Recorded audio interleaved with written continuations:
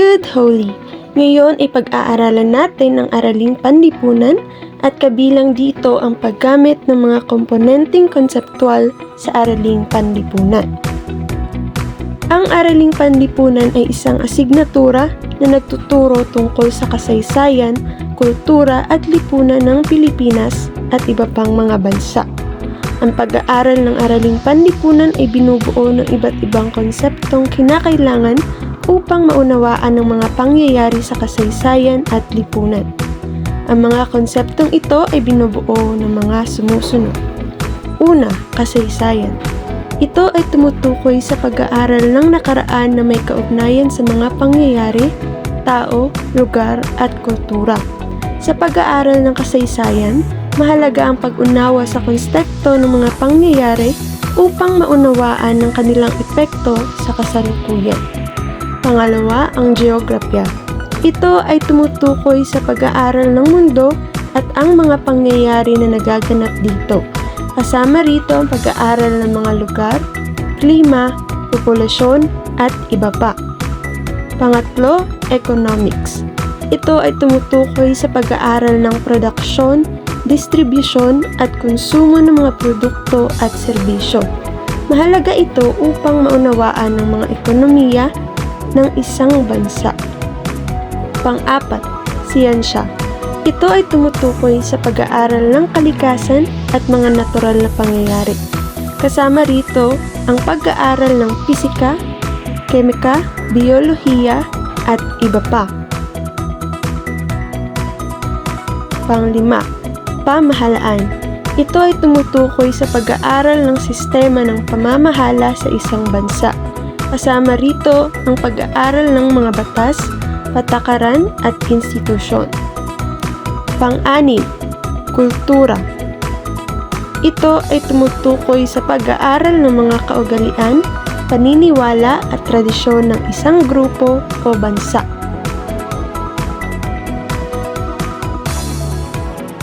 Pang-pito, lipunan.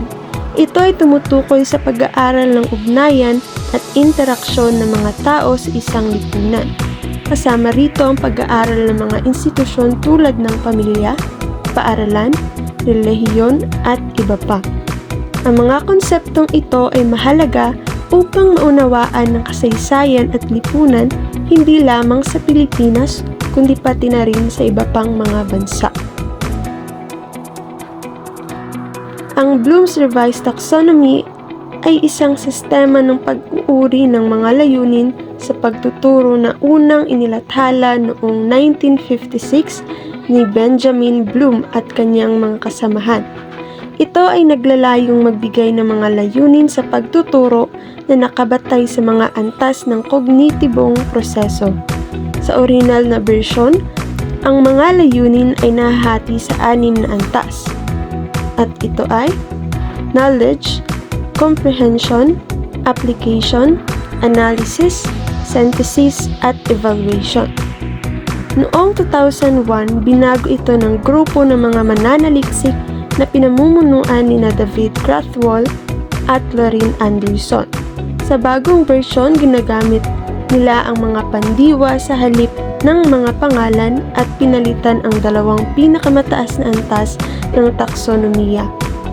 Ang Bloom's Revised Taxonomy ay binubuo ng 6 na antas ng kognitibong proseso.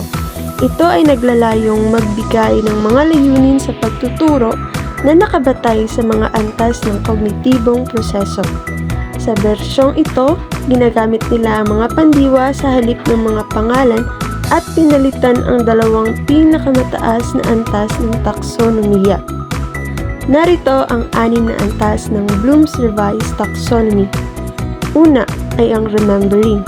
Ang antas na ito ay tumutukoy sa pagtandaan o pag-alala ng mga impormasyon. Pangalawa ay ang understanding. Sa antas na ito, ang layunin ay upang maunawaan ang kahulugan ng impormasyon. Pangatlo, applying. Sa antas na ito, ang layunin ay upang magamit ang impormasyon sa isang bagong sitwasyon o konteksto. Pang-apat, analyzing. Sa antas na ito, ang layunin ay upang mag-analisa o magbunyag ng mga relasyon sa pagitan ng mga bahagi ng impormasyon. Panglima, evaluating.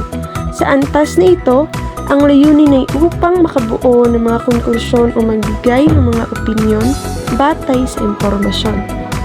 Pang-anim, creating.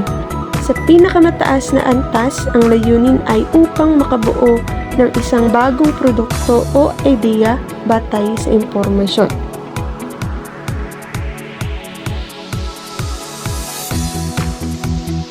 Paggamit ng mga modelong pagsisiyasat sa pagtuturo ng araling panlipunan. Ang paggamit ng mga modelong pagsisiyasat ay isa sa mga estratehiya sa pagtuturo ng araling panlipunan. Ito ay tumutukoy sa paggamit ng mga modelo upang magbigay ng mas malinaw na pag-unawa sa mga konsepto at ideya sa araling panlipunan. Sa pamamagitan ng mga modelong ito, mas madaling maunawaan ng mga mag-aaral ang mga konsepto at ideya dahil sa kanilang visual na representasyon. Maaring gamitin ang iba't ibang uri ng modelong pagsisiyasat sa pagtuturo ng araling panlipunan. Halimbawa, maaaring gamitin ang modelong konseptual upang ipakita ang ugnayan ng mga konsepto at ideya sa araling panlipunan. Maaari rin itong magbigay ng mas malinaw na pag-unawa sa mga abstrakto at komplikadong konsepto. Maaari ring gamitin ang modelong graphic organizer upang magbigay ng mas malinaw na pagkakasunod-sunod ng mga pangyayari o proseso sa kasaysayan. Sa pamamagitan nito, mas madaling maunawaan ng mga mag-aaral ang mga pangyayari at proseso dahil sa kanilang visual na representasyon.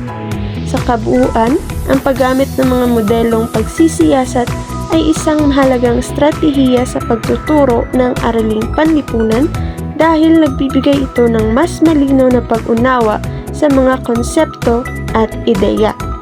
Maraming salamat sa pakikinig.